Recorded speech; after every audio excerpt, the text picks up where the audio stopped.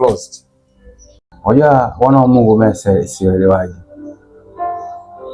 Anaweza kuambia bwana, na rafiki yangu huyu anapenda sana story, lakini kwa sababu atajisikia vibaya, najikuta tunaongea naye tu.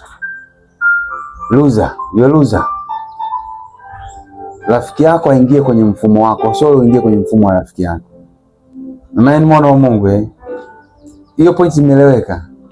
Rafiki yako ndio aingie kwenye mfumo wako wa wokovu, sio wewe uingie kwenye mfumo wako wa kidunia. You get that? Anayechukiwa kwa ajili ya Bwana ana furaha tele kuliko anayewapendeza wanadamu anamchukiza Mungu. You are cursed.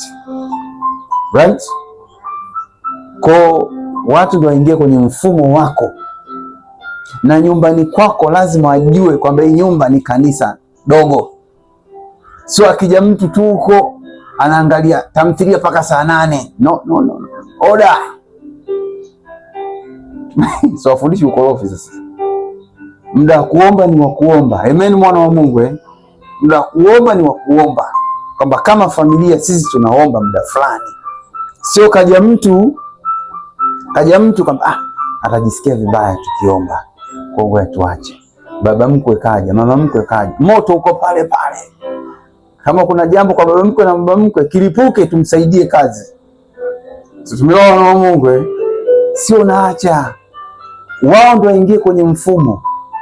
Tumeona wa Mungu sio waingie kwenye mfumo wao.